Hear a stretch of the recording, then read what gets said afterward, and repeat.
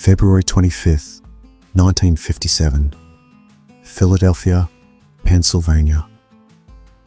A sharp wind cut through the trees of Fox Chase, a secluded patch of woods on the city's northern edge. It was here, on a muddy, brush-laden path, that a young college student scavenging for discarded rabbit traps made a discovery that would send shockwaves through the nation. Inside a tattered cardboard box, meant to hold a baby's bassinet, lay the small, fragile body of a boy, naked, bruised, and alone. His hair was unevenly cut, clumps still clinging to his body, his face bearing the telltale signs of physical abuse. His arms crossed unnaturally over his torso, as if placed there in haste. Police estimated he was between 3 and 7 years old, weighing just 30 pounds. No name, no missing child reports, no clues to explain how such a young life could end in such tragic anonymity. For more than 6 decades, he would be known only as the boy in the box.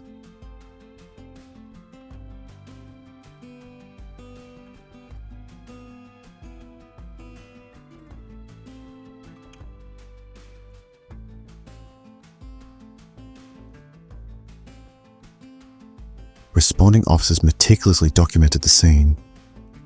The box had once held a white and blue bassinet, sold by J.C. Penney. The boy's body was wrapped in a thin flannel blanket, one side covered in faded plaid, the other a faded pink.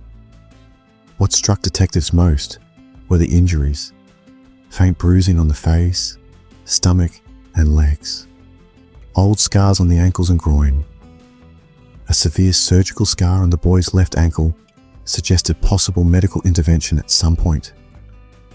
His nails were clean, but his feet and hands were wrinkled, as if recently submerged in water.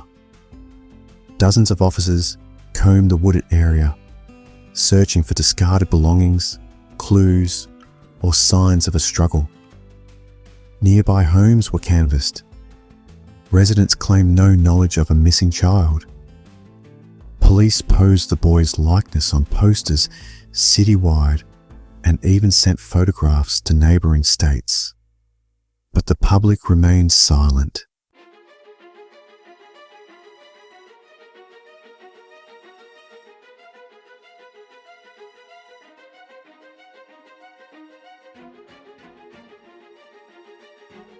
In the days that followed, whispers surfaced. A local truck driver reported seeing a woman pacing along the roadside days earlier, appearing dazed, clutching a child's toy. Another man claimed he'd seen a sedan parked at the site the night before the boy was found. Detectives considered runaway cases, orphanages, and hospitals, combing through files. None matched the boy's description. Theories quickly formed. Some believed the child was the product of a secret affair, discarded to avoid scandal. Others suspected a travelling family or a transient labourer passing through the city. Newspapers dubbed him America's Unknown Child. Crime columnist Bill Kelly wrote, "Someone out there knows who this boy is, and what horrors ended his short life."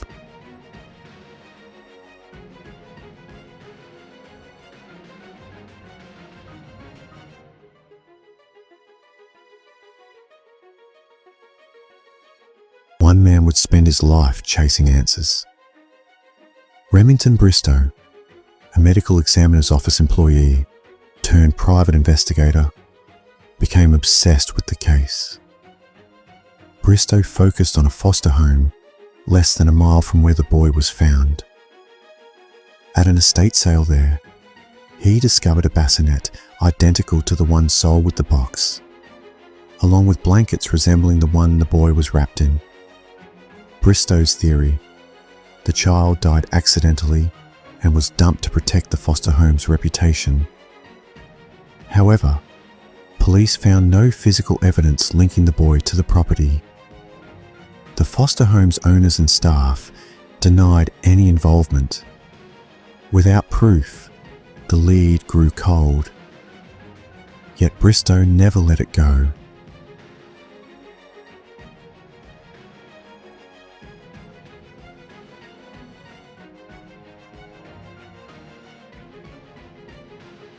In 2002, a woman identified only as M came forward with a chilling claim.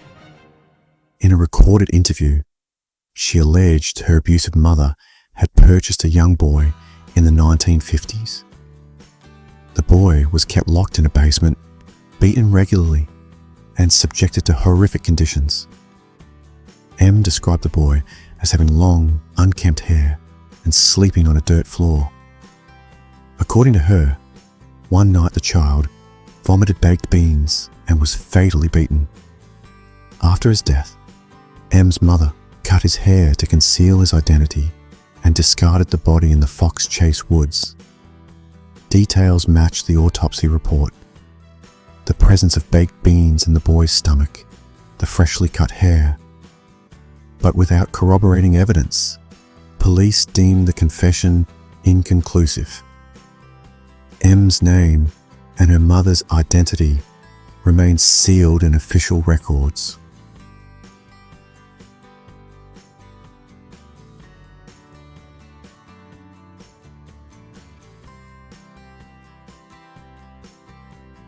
As decades passed, the boy's story receded from the headlines but lingered in the hearts of Philadelphians.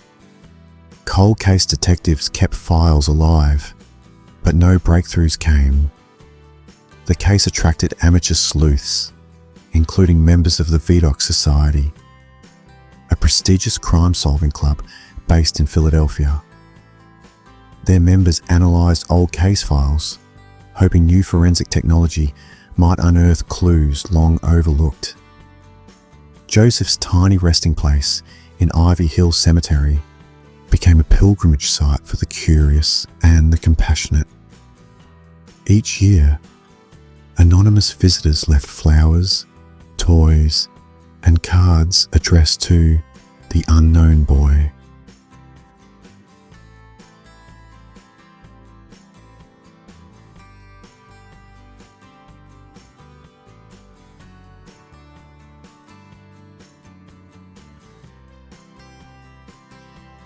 In 1998, the boy's remains were exhumed for DNA extraction. The technology of the time offered no matches. 2 decades later, with the advent of forensic genealogy, the practice of matching crime scene DNA to public ancestry databases, a new path emerged. In late 2021, a dedicated team from Identifiers International and the Philadelphia Police Department revisited the boy's DNA. By cross-referencing matches with family trees and public records, they narrowed down possible relatives.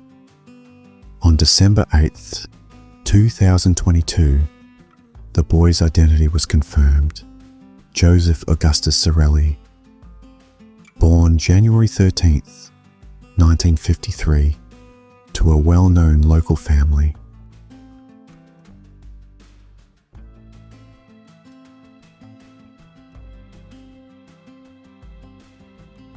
A somber press conference held days later marked a historic moment.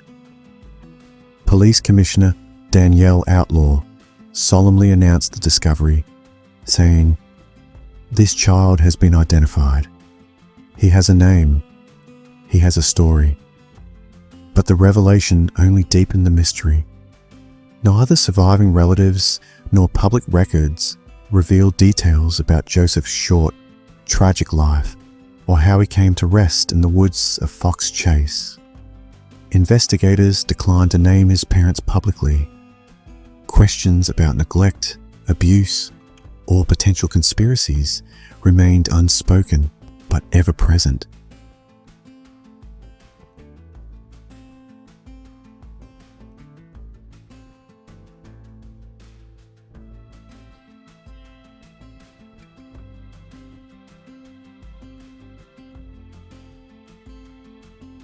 The case of the boy in the box changed how missing children investigations were conducted nationwide.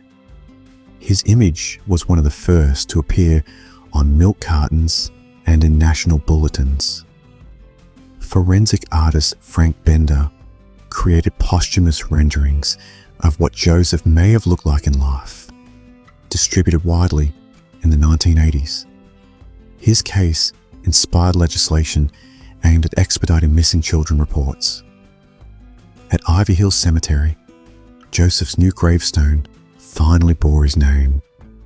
Each February, local residents, detectives, and true crime followers gather to honor him, ensuring his story and those of other lost children remain alive.